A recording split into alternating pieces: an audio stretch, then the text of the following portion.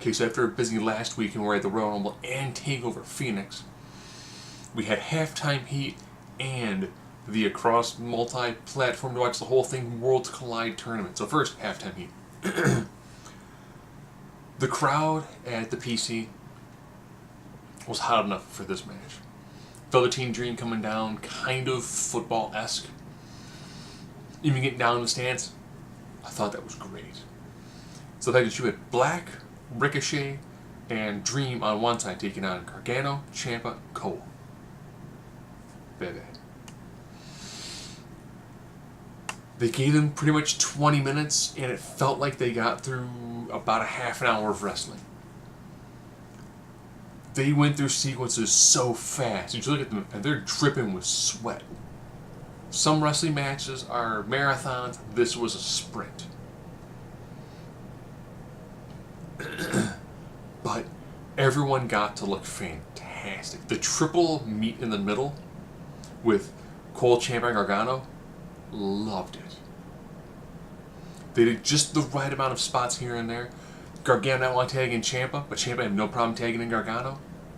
Liked that. Everyone got to look good. Faces got to get the victory. Velveteen Dream on top. Perfect. Thought it was great. Crowd was hot enough for it, but I'm pretty sure it's kind of difficult when you're probably there watching the football game, and then it's like, alright, and halftime match. Michaels on commentary sold NXT beautifully well. You know what, those 6 guys, that's the top of your NXT class currently. And you know what? That means we're in pretty good shape over the next 3 years for the E. No problems there. Very solid. I do like the fact that it does tie into what happened in NXT as well as the Worlds Collide event. So now, Halftime Heat, definitely worth watching. It's like 24 minutes, and it's really solid. Everyone looks good. Worlds Collide. This was filmed, of course, during Royal Rumble Access, so it's done over 2 days. Start with a 15-person over-the-top rope battle royal, 5 from each of their main, I guess, secondary worlds. It's 205 Live, NXT UK. I really enjoyed the fact they did 15 people to the Nintendo tournament. If you won that, you get a first round bye. That's good. That means the match, it has consequences. The order you eliminate, that's the person you take on. Okay. Good. I like that. Then if, 16, the first person eliminated takes on the second person, the third person takes on the fourth person. I like that. It makes the matches really easy to understand. Downside, I watched it first in the network, so I got the Battle Royal, and then one first round matchup, and then a bunch of other thrown together matches.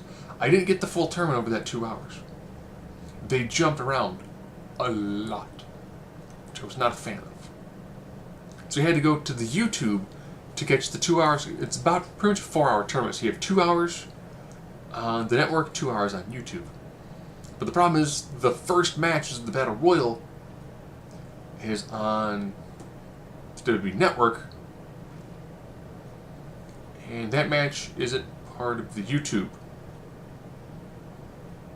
You would almost think you would instead want to go, okay, on YouTube we're going to do Battle Royal and the first couple matches, and then you go, it continues on the network. So that was kind of awkward, because, when you get to say, all right, Tyler Bates and Rick Alexander, this match is on YouTube. Okay.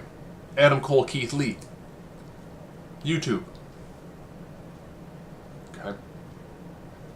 And the way the E does their YouTube, it actually goes through the process of going, oh, highlights from this match, highlights from this match. When you're doing a single elimination tournament, the highlights are actually spoilers for the whole tournament. But beyond the way that it was handled, which is just kind of awkward to do, I mean, there really wasn't probably a great way of doing it, except for YouTube being kind of day one, and then the network pass being, here is your semi-quarter and your finals. Just doing all of, just like you used to do King of the Ring. You do your opening rounds, the free stuff, and you finish up on pay. Like the fact that they went, the winner gets a championship opportunity, okay? got a kick out of them. Be like, oh, if Adam Cole wins, maybe he'll go for the 205 Live belt.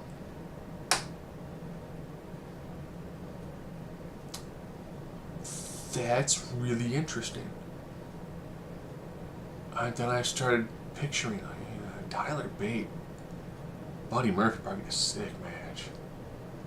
And if Bate were to win, Bate would take that title to the UK. There's lots of guys under 205. That wouldn't be that bad. That would actually work pretty well. Makes me kind of go, I wish that the did more tournaments and stuff that had meaning, had purpose, and had a reason for it. Plus, the fact that they did an Access event. Now, Dream ends up being the winner of this whole tournament. And he does make his choice. And he made his choice, and it kind of feeds into what we saw for Halftime Heat.